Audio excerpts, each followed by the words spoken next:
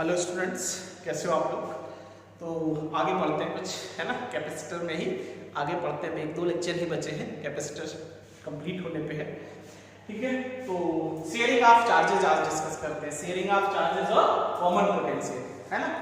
तो sharing of charges में क्या है, नाम से पता चल रहा है कि चार्ज का क्या होना, रीडिस्ट्रीब्यूशन हो रहा, शेयरिंग होना। तो उसी पे पढ़ते हैं।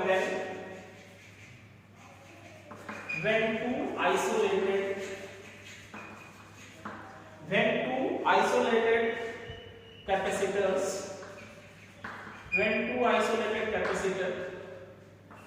either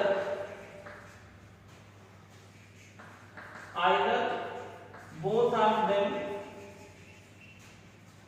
of them are charged or one of them is charged.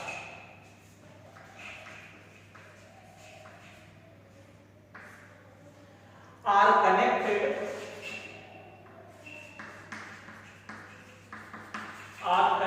to each other when two isolated capacitors are connected to each other। दो कैपेसिटर कनेक्ट करने के लिए कम से कम एक चार्ज हो या दोनों चार्ज हो, तो क्या होता है, redistribution of charge can take place.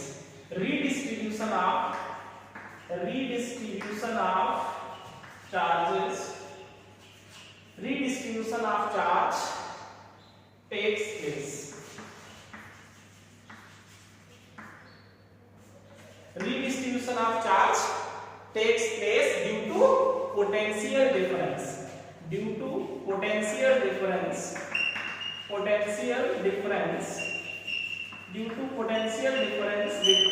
them। ठीक है, ड्यू टू किसी वजह से, पोटेंशियल डिफरेंस की वजह से चार्ज क्या होता है, रीडिस्ट्रीब्यूट होता है। पहले तो चार्ज में कैपेसिटर है तो पहले से चार्ज हुए होंगे किसी पोटेंशियल से, अब क्या हो रहा है, रीडिस्ट्रीब्यूट होता है चार्ज का। किसकी वजह से, पोटेंशियल डिफरेंस की वजह से। Charge is flows from low higher potential to higher potential capacitor to lower potential capacitor till both of them at same potential, both of them becomes at same potential।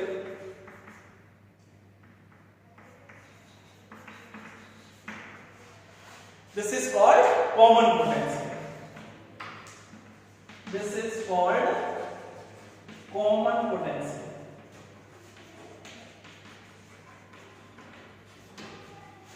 ठीक है, तो समझ आया common potential क्या है। तो क्या बताएंगे, व्हेन टू आइसोलेटेड, ठीक है, capacitors are connected to each other, then redistribution of charge take place due to potential difference. ठीक है, charge flows from higher potential to lower potential till potential becomes equal. उस equal potential को ही हम लोग क्या बोलते हैं, कॉमन पोटेंशियल। ठीक है बेटा, समझ आ गया। दो कैपेसिटर्स को हम लोग कनेक्ट करते हैं तो चार्ज का फ्लो होता है higher potential to lower potential. उसी फिनोमेना को क्या कहते हैं, रीडिस्ट्रीब्यूशन। ठीक है, और कब तक चार्ज एक कैपेसिटर से दूसरे कैपेसिटर में जाता है, जब तक पोटेंशियल दोनों का सेम नहीं हो जाता है। और जब दोनों का पोटेंशियल सेम हो जाता है तो कॉमन हो गया, उसी को हम लोग क्या बोलेंगे, कॉमन पोटेंशियल। ठीक है, इसमें हम लोग को दो कैपेसिटर्स को कनेक्ट करने का प्रोसेस है, दोनों की पॉजिटिव प्लेट आपस में कनेक्ट करें, नेगेटिव में कनेक्ट करें, या ऐसे भी कनेक्ट कर सकते हैं, एक कैपेसिटर की पॉजिटिव प्लेट दूसरे कैपेसिटर की नेगेटिव प्लेट से कनेक्ट कर दें, है ना। ये भी पॉसिबिलिटी कनेक्ट करने की, इसलिए हम लोग इसमें दो केस पढ़ते हैं। केस फर्स्ट, है ना, केस फर्स्ट में समझ रहे ना, when positive plate of first capacitor is connected to the positive plate of second capacitor. ऐसा है, ये फर्स्ट कैपेसिटर, इसकी कैपेसिटी कितना है, C1 है ना, और इस पे हमने मान लो और इस पे कैसा प्लेट चार्ज होगा, नेगेटिव, और इनके क्रॉस पोटेंशियल डिफरेंस सपोज कितना है, V1 है। इसका पोटेंशियल अभी कितना है, V1 है और हमने इसको पॉजिटिव प्लेट को पॉजिटिव से ही कनेक्ट किया जिसकी कैपेसिटी C2 है और पोटेंशियल कितना है V2।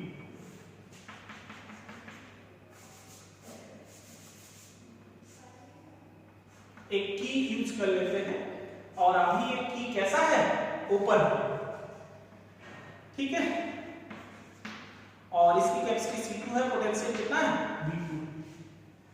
अगर जो हम इस कैपेसिटर को क्या कर रहे हैं की क्लोज कर दे तो ये चार्जेस जो हैं आपस में क्या होने लगते हैं रीडिस्ट्रीब्यूट होने लगते हैं, है ना। अभी फर्स्ट कैपेसिटर पे चार्ज कितना है Q1 कहा जाए तो C1 V1, सेकंड कैपेसिटर पे चार्ज कितना है C2 V2, charge on C1 और ये चार्ज ऑन C2, ठीक है। अब इसको अगर तो हम लोग ऐसे कनेक्ट कर दिया जाए,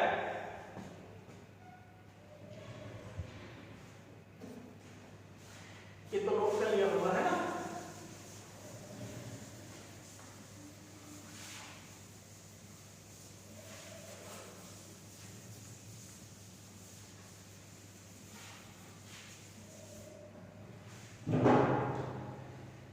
ठीक है बेटा, नेक्स्ट तो हम लोग सपोज ये कैपेसिटर की अब ये स्विच जो है वो क्लोज कर दिया ऐसा, अभी भी ये प्लेट कैपेसिटर कैसा रहेगा पॉजिटिव। अब देखो ये और ये प्लेट कनेक्टेड थी तो इनका जो टोटल चार्ज है वो आपस में कनेक्ट रहेगा, इधर टोटल नेगेटिव, ये इधर से उधर क्या होगा उधर से इधर आ सकता है, लेकिन दोनों प्लेट्स का टोटल क्या होगा ऐसा तो नहीं वो जंप करेगा, चार्ज जंप नहीं करेगा, है ना। तो पॉजिटिव पॉजिटिव आपस में शेयर होगा, नेगेटिव नेगेटिव, अभी भी ये टोटल। अब मान लो इसकी कैपेसिटी C1 है लेकिन पोटेंशियल कितना हो गया V, और इसमें कैपेसिटी C2 था पोटेंशियल V हो गया, कॉमन दोनों का पोटेंशियल क्या होगा सेम होगा, तब तक चार्ज इधर से उधर जाएगा उधर से इधर वैसे इधर, है ना, शेयरिंग होगी लेकिन आपस में, समझ गए ना। लेकिन टोटल चार्ज क्या रहेगा, इन दोनों प्लेट्स का टोटल चार्ज कांस्टेंट, वैसे ही दोनों प्लेट्स का भी टोटल चार्ज अभी भी क्या रहेगा कांस्टेंट रहेगा, क्योंकि चार्ज को हम लोग क्या नहीं कर सकते डिस्ट्रॉय करा नहीं सकते, जंप करा नहीं सकते, ठीक है। तो charge is by conservation of charge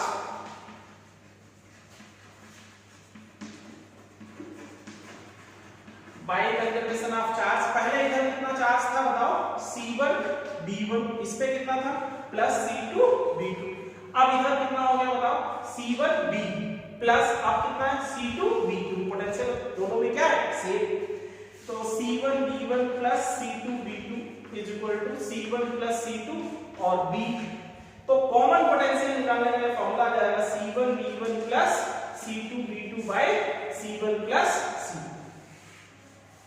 तो ध्यान रखेंगे बेटा कॉमन पोटेंशियल निकालने का फॉर्मूला क्या होता है, कॉमन पोटेंशियल फाइंड करने का formula C1 B1 plus C2 B2 by C1 plus C2, या कह सकते हैं क्या फॉर्मूला है total charge on capacitors, total charge on capacitors to the total capacitance,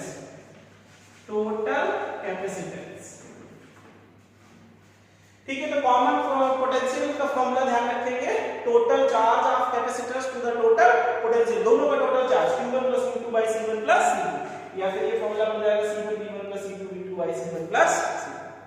और चार्ज क्या होता है कि फर्स्ट कैपेसिटर से सेकंड में जाता है या सेकंड से फर्स्ट में आएगा, वो डिपेंड करेगा B1 जाता है या B2 जाता है, किधर से किधर चार्ज का फ्लो होता है higher potential to lower potential till potential becomes same, ठीक है।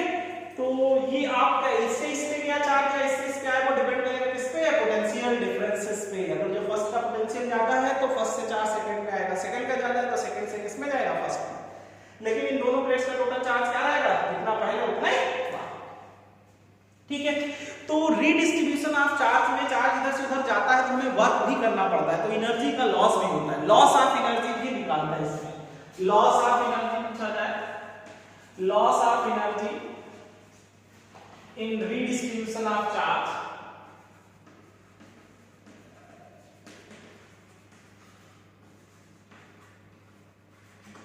Loss of energy in redistribution of charge, redistribution of charge में लॉस भी होता है, तो लॉस ऑफ एनर्जी फाइंड करें तो delta U is equal to क्या होगा बताओ, initial minus final. Initial minus final क्यों कर रहे हैं? क्योंकि लॉस हो रहा है, इसका मतलब इनिशियल ही ज्यादा है।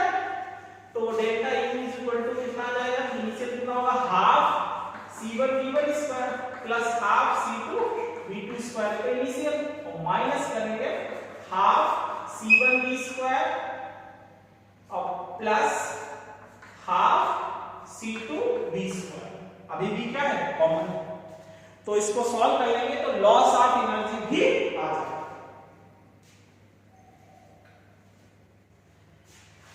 ठीक है, इसी में जैसे अगर जो आपसे ये कहता है लॉस ऑफ एनर्जी का, चलो डेराइव कर लेते हैं फॉर्मूला। इसमें थोड़ा सा ये ध्यान रखना, आफ्टर रीडिस्ट्रीब्यूशन चार्जेस का रेशियो कितना होगा अगर जब पूछा जाए। जैसे मान लो पहले चार्ज Q1 और Q2 था, आफ्टर रीडिस्ट्रीब्यूशन चार्जेस पूछा जाए, आफ्टर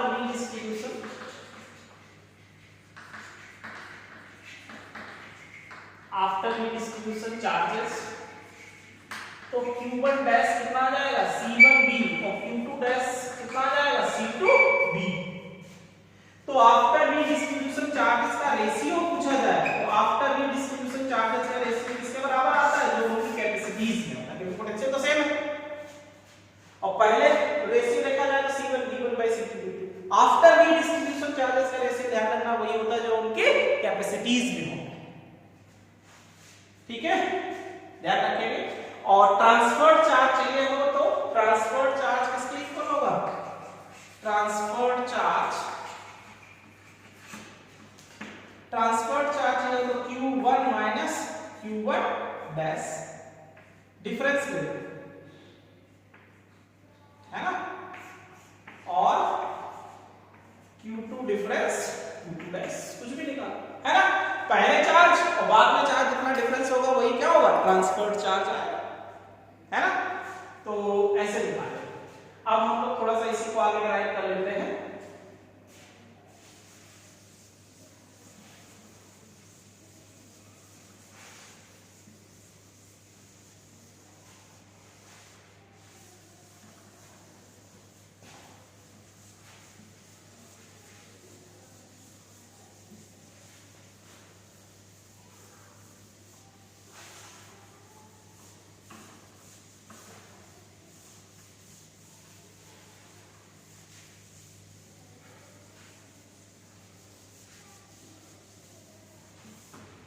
ठीक बेटा, तो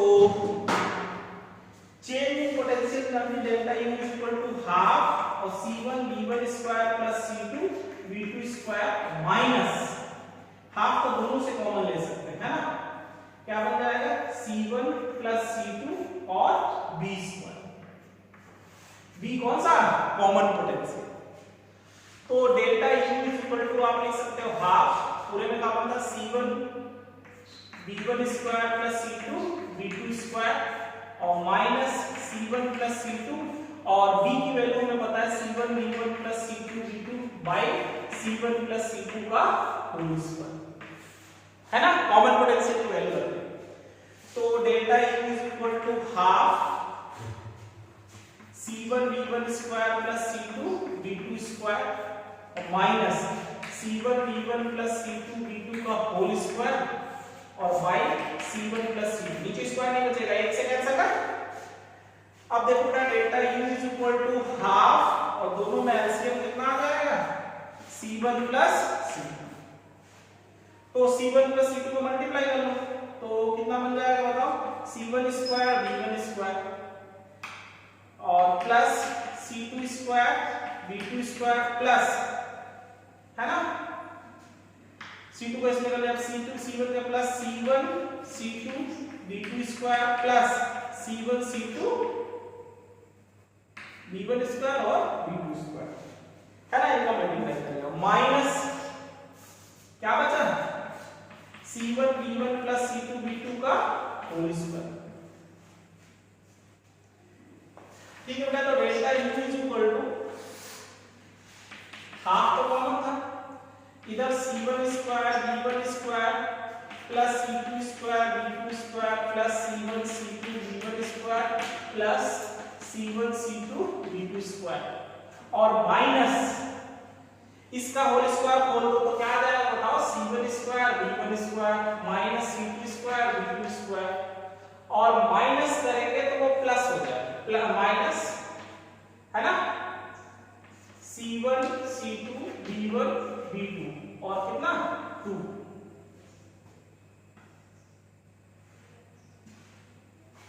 है ना, ब्रैकेट ओपन कर लिया और डिवाइडेड बाय कितना है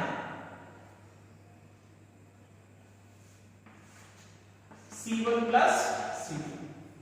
तो आप देखो बेटा ये तो कैंसिल हो जाएंगे दोनों, delta U is equal to half, क्या कॉमन है C1 C2 कॉमन हो जाएगा दोनों में, B1 square plus B2 square minus 2 B1 B2 ये बचा, और बाय C1 प्लस C2। तो लॉस ऑफ पोटेंशियल एनर्जी का फॉर्मूला डिस्ट्रीब्यूशन में कितना होता है, half C1 C2 by C1 plus C2 और B1 माइनस B2 का होल स्क्वायर, है ना बेटा। वैसे ही फॉर्मूला है जैसे हम लोग कोलिजन पढ़ते थे ना, कोलिजन में इलास्टिक में तो काइनेटिक एनर्जी लॉस होता था नहीं था, इन इलास्टिक कोलिजन में लॉस होता था काइनेटिक एनर्जी। तो लॉस ऑफ काइनेटिक एनर्जी कैसे निकालते थे, ऐसे निकालते थे, हाफ, है ना, m1 m2 by m1 plus m2 और v1 minus v2 का होल स्क्वायर स्पीड में था, यहाँ पे याद करने के लिए बताया सिमिलरिटीज जैसे फॉर्मूला बताया, है ना।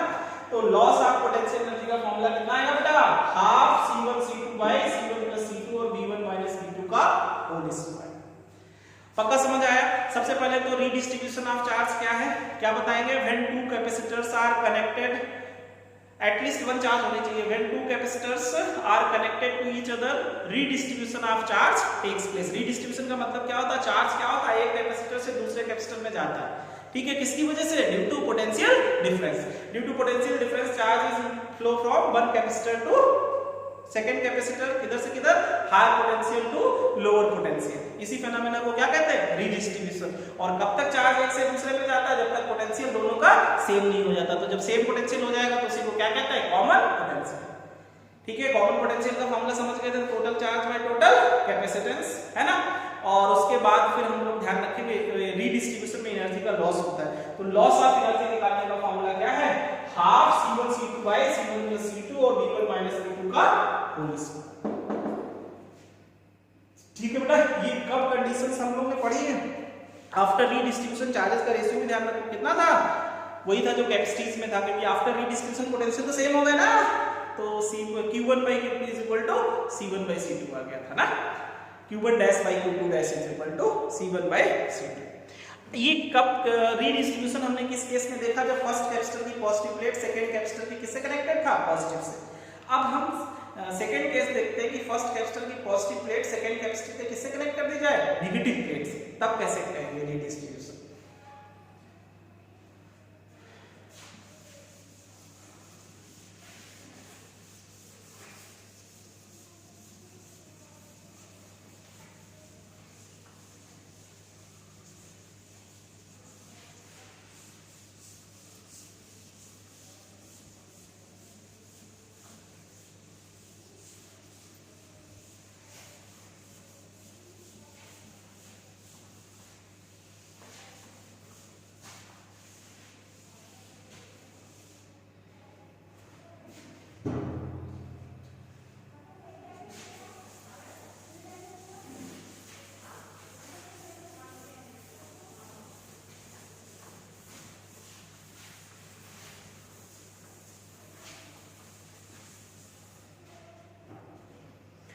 ठीक है बेटा, केस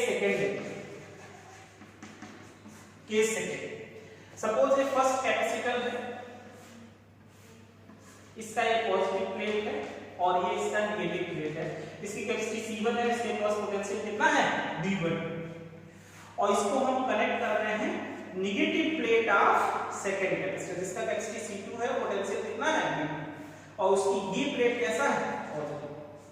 अभी हम लोग ने की ओपन ही रखा है, क्लोज नहीं किया है, ऐसा, ठीक है। अभी भी अब ये जो पॉजिटिव और ये नेगेटिव, टोटल चार्ज क्या रहना है, कांस्टेंट, क्योंकि जंप करता नहीं, इधर से उधर जा सकता है, उधर से इधर आ सकता है। अब जैसे इसकी को हम ऑन करेंगे, ये दोनों में चार्ज डिस्ट्रीब्यूट होकर सिमिलर चार्ज होता है, या तो पूरा पॉजिटिव या तो पूरा नेगेटिव।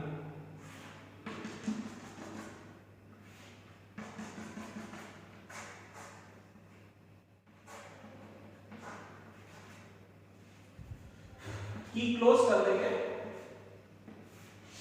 ऐसा। अब कैपेसिटी C1 लेकिन potential B, capacity C2 potential क्या हो गया B, कॉमन है ना। अभी भी लेकिन टोटल ये दोनों का टोटल चार्ज क्या रहेगा, सेम रहेगा। तो अभी इसमें फर्स्ट कैपेसिटर पे चार्ज Q1 C1 V1 और Q2 कितना है बताओ, C2 V2 है। वो अलग है, इधर नेगेटिव है, उधर कैसा है, पॉजिटिव। तो y conservation of charge apply करें,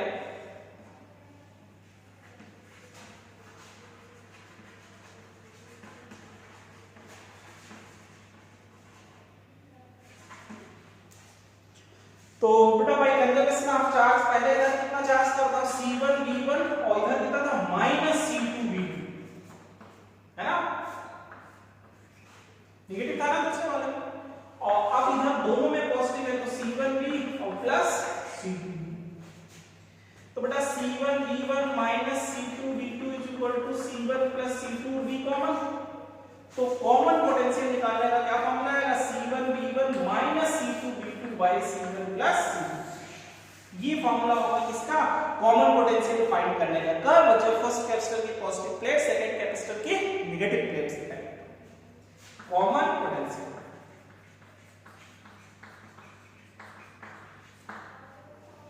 आफ्टर रीडिस्ट्रीब्यूशन चार्जेस देखें तो, आफ्टर रीडिस्ट्रीब्यूशन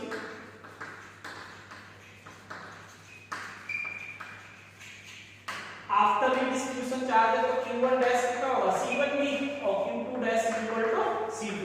तो आफ्टर रीडिस्ट्रीब्यूशन चार्जेस का रेशियो कितना आएगा, C1/C2। ठीक है, इसमें लॉस ऑफ एनर्जी निकाला जाए, loss of energy in redistribution of charge. तो सीमित सेम सॉल्व करेंगे और लॉस कितना आता है, half C1 C2 by C1 plus C2 और V1 प्लस V2 का होल स्क्वायर। सॉल्व करके देखेंगे, उसमें V1 माइनस V2 का होल स्क्वायर था, इधर कितना V1 प्लस V2 का होल स्क्वायर। सॉल्व करके देख लोगे ना, तो देख लेना करके, same process, U initial minus U final, और जो B कॉमन पोटेंशियल होगा उसकी वैल्यू रख के सॉल्व कर लेंगे तो ये आएगा। ठीक है बेटा, तो सेकंड केस में कॉमन पोटेंशियल कैसे फाइंड करोगे, समझ आ गए। C1 V1 minus C2 V2 by C1 plus C2 by conservation of charge से भाई आपस में एक्सचेंज होगा। और आफ्टर रीडिस्ट्रीब्यूशन चार्जेस का रेशियो वही होता है जो उनकी किसमें होता है, कैपेसिटीज में। ठीक है, और loss of energy second case में कितना, delta U is equal to half C1 C2 by C1 plus C2 और V1 प्लस V2 का होल स्क्वायर। ठीक है, तो एक एग्जांपल देखते हैं।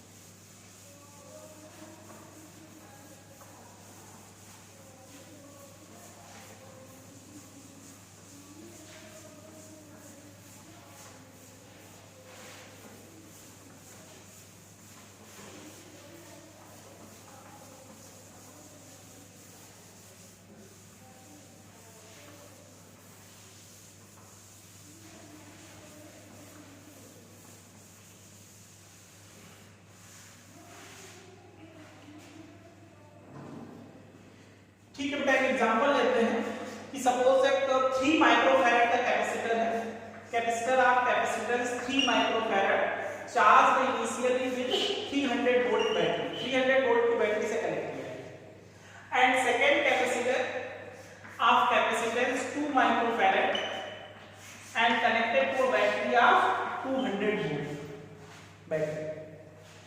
फर्स्ट कैपेसिटर का कैपेसिटेंस कितना है, 3 माइक्रोफैरड, और पोटेंशियल कितना है 300 वोल्ट, और इसकी कैपेसिटी कितनी है 2 माइक्रोफैरड, और वोल्टेज कितना है 200 volt. If both capacitors are disconnected from the battery and connected to each other, if both capacitors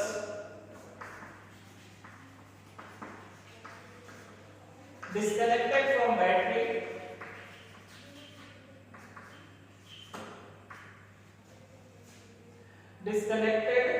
from battery and connected to each other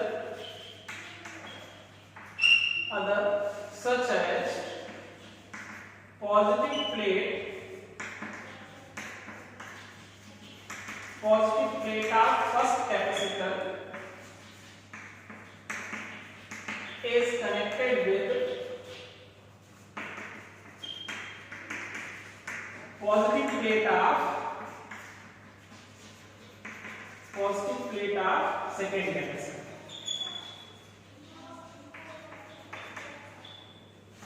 And negative is also same, है ना? And negative plate of first capacitor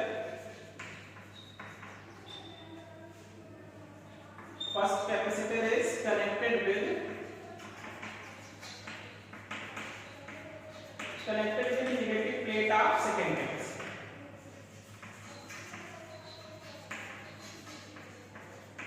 Second capacitor. Find charge transfer.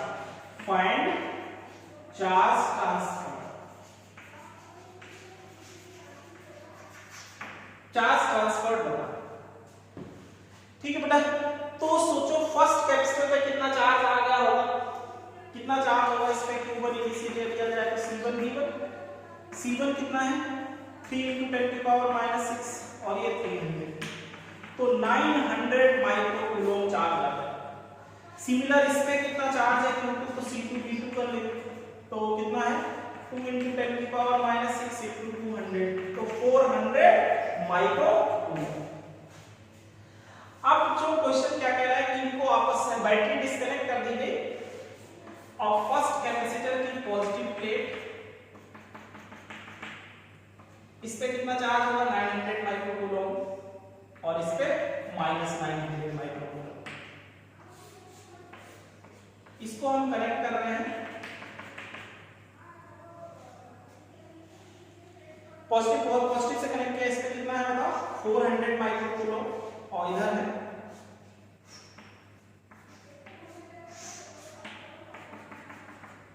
-400 microcoulomb. ठीक है बेटा। अब जैसे ही हम क्या करेंगे, इसका ये स्विच क्लोज करेंगे तो क्या कंडीशन हो जाएगी बताओ।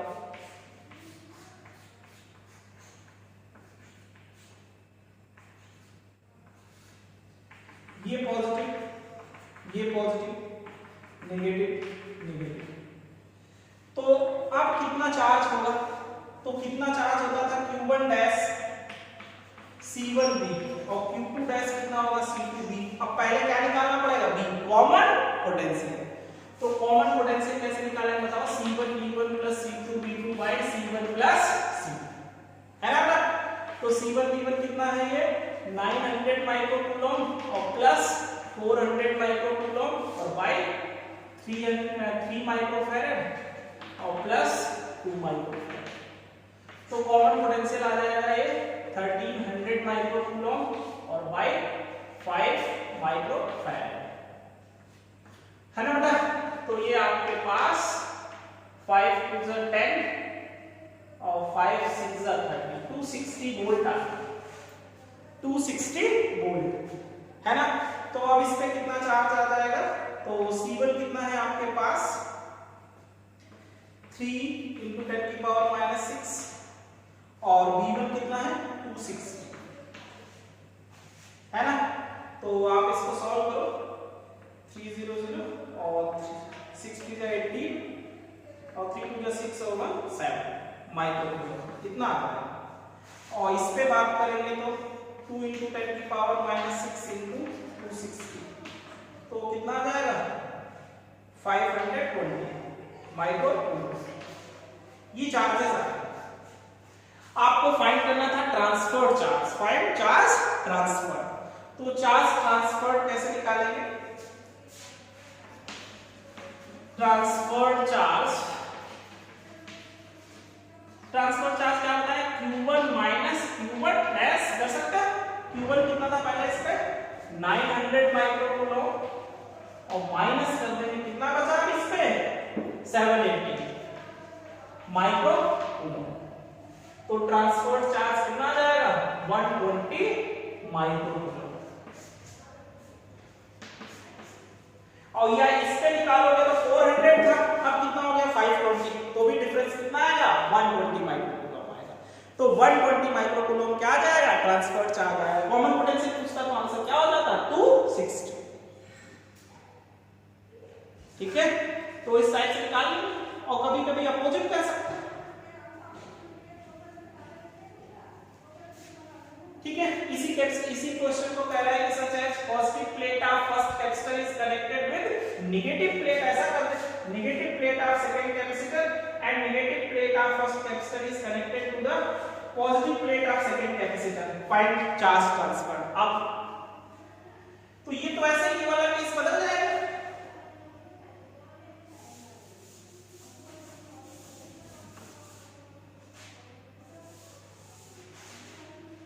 ठीक है बेटा, इधर हम कौन सा कनेक्ट कर रहे हैं नेगेटिव और इधर कौन सा पॉजिटिव। तो जैसे ही हम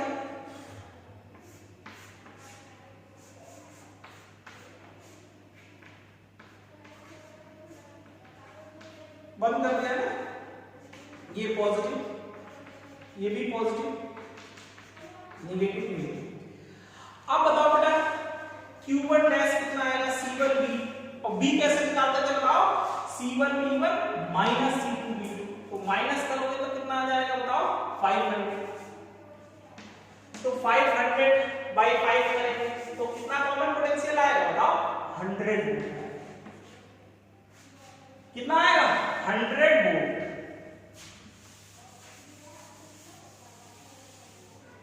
ठीक है बेटा, तो अब इसमें कितना चार्ज होगा फर्स्ट वाले पे C1 3 माइक्रोफैरड इंटू 100, तो कितना चार्ज आया 300 microfarad.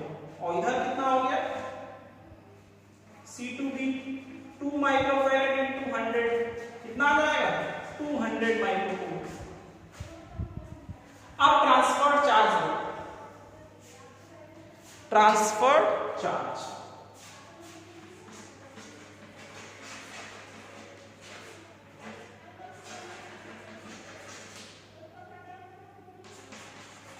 Q1 minus Q1 dash. तो बेटा Q1 कितना है बताओ। अच्छा इस पे कितना आ गया, अब बताओ पहले इस पे कितना था -400 था, अब कितना हो गया प्लस का 200, तो कितना शिफ्ट हुआ समझ रहे हो बेटा। वैसे तो आपको पहले इसको पता 900 था, कितना बचा 600 था ट्रांसफर चार्ज, तो इजीली बात समझ आ जाएगी। लेकिन समझ रहे हो कि नहीं, और इधर से इधर कितना देना पड़ेगा समझ आ रहा है कि नहीं। आप यहाँ पे रखो कितना है 900 और माइनस अब कितना बचा 300, तो कितना आया 600 micro coulomb transfer charge answer हो जाएगा। लेकिन सोचो यहाँ 600 कैसे ट्रांसफर होगा, यहाँ से 600 कम कर दो कितना बचेगा 300, और इधर 600 जाएगा तो पहले तो -400 इसको न्यूट्रलाइज करने में लग जाएगा और 200 बचेगा, इसका 200 ही तो आ रहा है।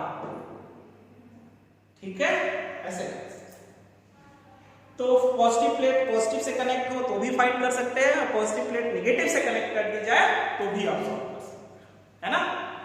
तो देखो इसको सही से,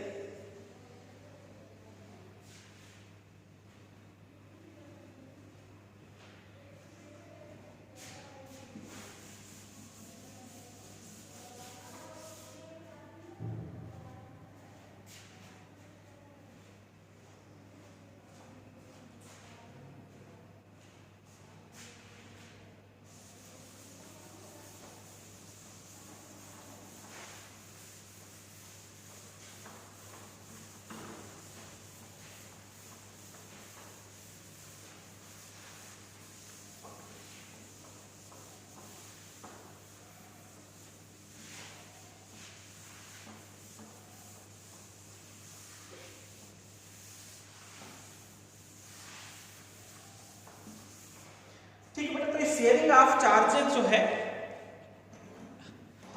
पॉइंट हम लोग ने डिस्कस कर लिया। शेयरिंग ऑफ चार्जेस में आप क्वेश्चंस कर सकते हो, दो कैपेसिटर को आपस में कनेक्ट करेगा, पॉजिटिव पॉजिटिव से कनेक्ट करे या पॉजिटिव नेगेटिव से कनेक्ट करे, दोनों केस आपको समझ आ गया कि कॉमन पोटेंशियल कैसे फाइंड करेंगे, ट्रांसफर चार्ज कैसे फाइंड करेंगे और लॉस ऑफ एनर्जी कैसे फाइंड करेंगे। ठीक है, अब एक टाइप और क्वेश्चन बता देते हैं आपको, न्यूमेरिकल कुछ ऐसे भी पूछता है आपसे, है ना, नोट करके कुछ ऐसे क्वेश्चंस भी होंगे।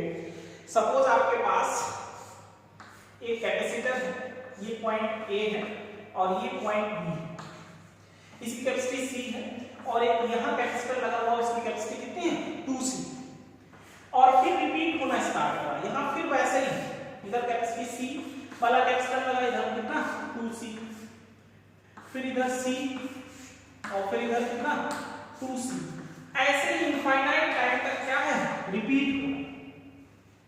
और क्वेश्चन पूछेगा find equivalent capacitance, find equivalent capacitance between A and B, find equivalent capacitance between A and B। Infinite time तक ऐसी ब्रांचेस लगी हुई है, C to C फिर C फिर to C फिर C, तो जब भी रिपीट होना स्टार्ट हो जाता है ना, तो जहां से रिपीटिशन स्टार्ट होता है ना वहां तक का सबका जो इक्विवेलेंट है, मान लो हमने C डैश एज्यूम कर लिया, ये C डैश इनफाइनाइट टर्म तक के कैपेसिटर्स का इक्विवेलेंट है, समझ गए ना बेटा, ये हमने इक्विवेलेंट कंसीडर किया। C डैश क्या है equivalent capacitance of infinite term. अब इनफाइनाइट में दो ऐड हो गए तो कोई फर्क नहीं पड़ेगा, तो इन सबको हटा के इक्विवेलेंट C डैश ले लो, फिर उनका ये जो दो जैसे कनेक्टेड वैसे कनेक्ट रखो और इनका भी टोटल कॉम्बिनेशन का इक्विवेलेंट भी क्या रहेगा C डैश ही रहेगा, वो चेंज नहीं होगा। क्यों? क्योंकि वो तो इनफाइनाइट का सम है ना। ठीक है बेटा, तो ये पॉइंट B, ये C और ये 2C, और बाकी हमने सबको हटा के एक लगा लेना जिसकी कैपेसिटी कितना है C डैश। ठीक है बेटा, अब ये जैसे कनेक्ट कर वैसे कनेक्ट कर दो, पूरे A और B का रिलेट कितना आएगा C डैश। अब ये दोनों किसमें हो गए सीरीज में, है ना बेटा, तो इन दोनों को किसमें ले लेंगे सीरीज में, तो 1 by C equivalent is equal to 1 by 2C plus 1 by C dash, LCM हो जाएगा 2C C डैश, इधर हो जाएगा C डैश प्लस 2C, तो C इक्विवेलेंट कितना आ जाएगा 2C C dash by C dash plus 2C। अब इनको आप दो को हटा के लगाएंगे कितने का, इतने का, वो इसके साथ किसमें हो जाएगा पैरेलल में, तो equivalent capacitance between A and B कितना होगा C plus 2C C dash by C dash plus 2C, और ये जो इक्विवेलेंट है इसको फिर किसके बराबर करेंगे C डैश के, क्यों, वो तो इनफाइनाइट का सम था ना, और C plus 2C C dash by C dash plus 2C। ठीक है, तो C dash is equal to ऐसे हो जाएगा C dash plus 2C multiply करो C dash plus 2C square और plus 2C C dash, cross multiply करो C dash square plus 2C C dash equal to C dash plus 2C square और plus 2C C dash, है ना बेटा, तो ये तो कैंसिल हो जाएगा, C डैश वाले एक साथ कर लो, है ना, तो इनको सॉल्व कर लेंगे, C dash square minus equal to कितना बचा C डैश और प्लस 2C स्क्वायर, है ना बेटा, तो ऐसा करो C dash square minus C dash और minus 2C square equal to 0, quadratic बना लो, है ना, तो 2C स्क्वायर कैसे फैक्टर करना है, तो लिख लेते हैं इसको, तो समझ गए ना बेटा, ये यहां तक समझ आ गया, तो जहां से रिपीट होता है उसका इक्विवेलेंट C डैश लेंगे, है ना, तो ऊपर का बिठा देते हैं,